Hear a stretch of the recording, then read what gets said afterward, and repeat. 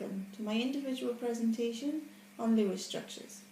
Lewis structures are diagrams that show the valence electrons of each atom in a covalent bond and show how atoms form the covalent bond and any additional lone pairs. Non-metal and non-metal atoms are depicted in Lewis structures as they form covalent compounds where electrons are shared to obtain a full octet. To draw Lewis structures, the atom is represented by its symbol and valence electrons are drawn as dots. There is no set order for drawing the dots, but the dots all need to be single until there is 4 of them and then pair up. In the case of lithium, there is 1 valence electron, so simply draw Li with 1 dot. In the case of carbon, there is 4 valence electrons, so draw 4 dots at the top, bottom, left and right. In the case of nitrogen, there is 5 valence electrons, so there is 1 pair of electrons. It does not matter where the pair is depicted on the diagram, so long as it is shown. And finally, in the case of fluorine, there is 3 pairs of electrons and only 1 unpaired electron. Again, it does not matter where the unpaired electron is, so long as it is depicted on the diagram. A general rule for Lewis structures is that if the atoms want X more electrons, they will make X bonds. There are exceptions to this rule, we'll cover them later. An example of a compound that obeys this rule is Cl2. In Cl2, both chlorines want 1 more electron, so they form 1 covalent bond.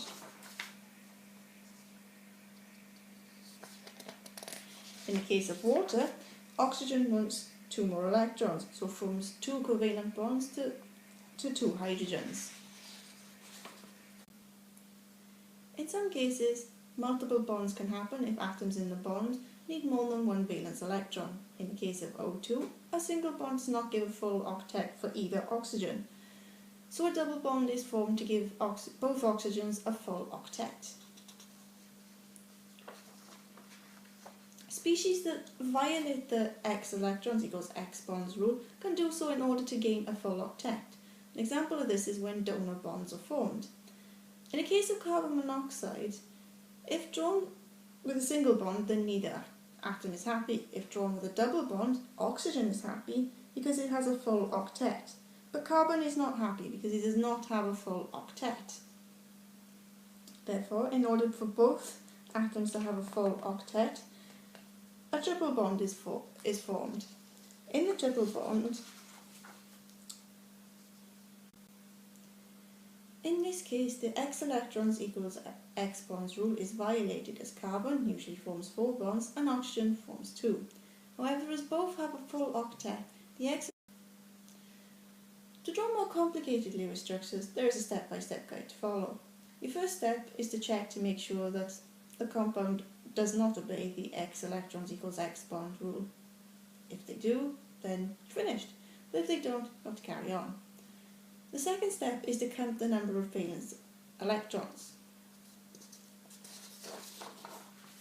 The third step is to decide which atoms are bonding to which other atoms.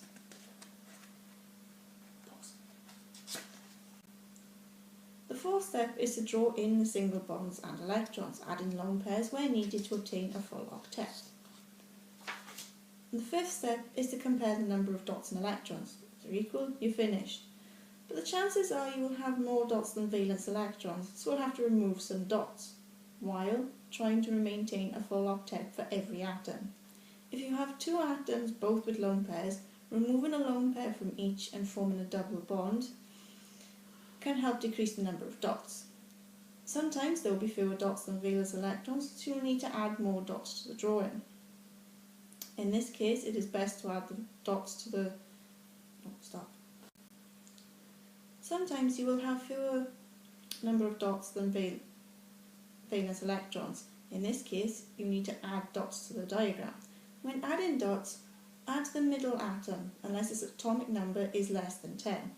If its atomic number is less than 10, the molecule is not possible because to be able to form a Lewis structure, the middle atom needs to be in the 3rd orbital.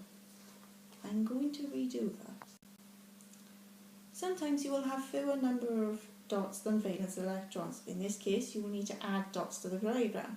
When adding dots, add to the middle atom unless its atomic number is less than 10. Now here are some guide rules to follow. Don't draw rings of long chains of more than 3 non-hydrogen atoms unless the atoms are carbon. Hydrogen will only ever have one bond, and the least electronegative atoms always go in the middle of the diagram.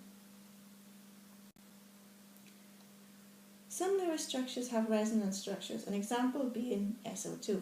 It has 18 valence electrons, so by removing a lone pair from the sulfur and a lone pair of one of the oxygens, you can create a double bond and one single bond. There is 2 versions of this, where the double bond is on the right and the double bond is on the left. This would give the impression that SO2 has one longer bond and one shorter bond, but it has 2 of equal length in between the 2 lengths of a double bond and a single bond. Therefore, the actual structure is that of a resonance structure, which is the average of the 2 different types of double bond and single bond structures. With drawn out with single bonds, you get this structure. Now there is a problem with this structure, as there is only 32 valence electrons. We need 34. The only way to do this is hang on, stop. This compound therefore violates the octet rule, because around the sulfur there is 10 valence electrons. Sulfur is therefore hypervalent. In summary, Lewis structures are diagrams showing covalent compounds with appropriate valence electrons and lone pairs. While some compounds obey the X electrons needed equals X bond made rule, others do not. Some do not in favour of having a full octet in the case of carbon monoxide. Some, like sulfur tetrafluoride, do not obey the octet rule. They have an expanded octet and are hypervalent. In the case of sulfur dioxide, there is a resonance structure where there is averages of 2 different types of double bond and single bond structures.